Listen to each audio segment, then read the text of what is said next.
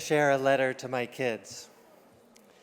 Dear Dylan and Max, after you were born, I had a new mission, which was to help you live a life of health, happiness, and meaning.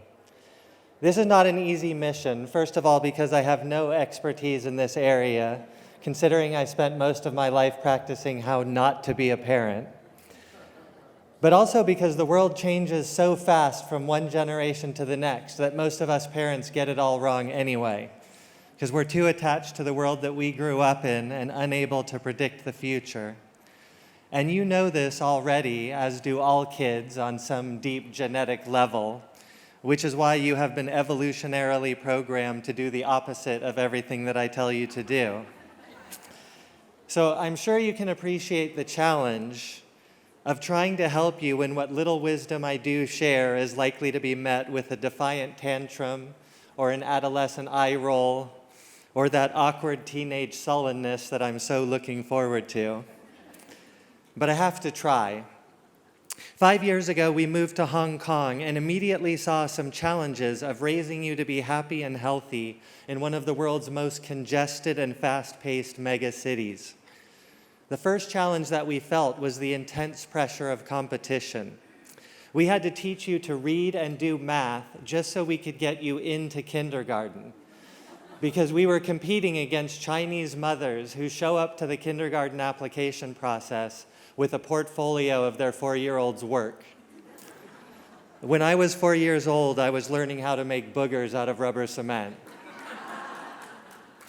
And not only do we feel the academic pressure of homework and grades and school performance, but even recreation, which in my day used to mean skipping rocks or climbing trees or throwing a ball around, today means joining competitive clubs and sports leagues where you compete with other kids whose parents are pushing them to rack up their 10,000 hours of practice in preparation for their future Ivy League scholarships.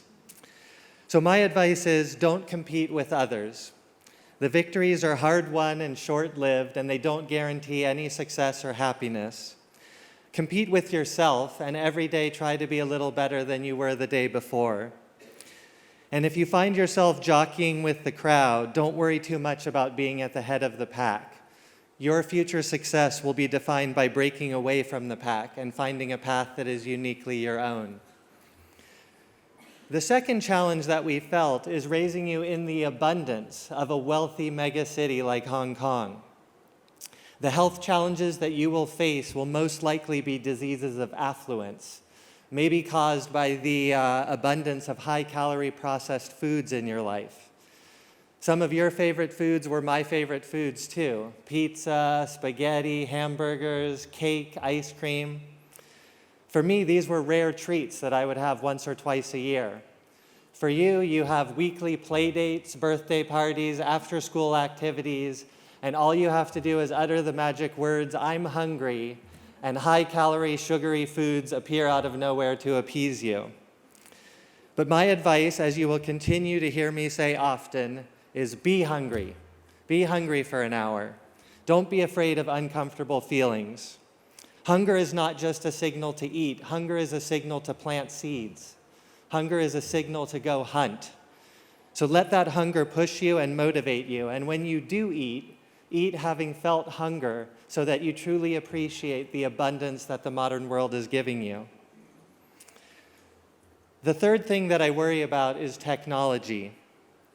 For you, a Wi-Fi signal is like air or water, an essential ingredient for life and a fundamental human right. In Hong Kong, it is inescapable. And I can't help but feel that my job is to shield you from this new digital landscape and to instill in you the values of what it means to be a non-digital human. So you won't like this very much, but I'm going to delay your access to technology because I want you to learn how to use your mind and your heart as a human first, and then bring that humanity to your use of technology later. Now, I know you will mostly ignore my advice on these matters, and that's okay. It's a different world than the one that I grew up in, and you will have to find your own path. But I hope from time to time you will return to this letter and find some wisdom from an old man who grew up in a simpler time. Love, Dad.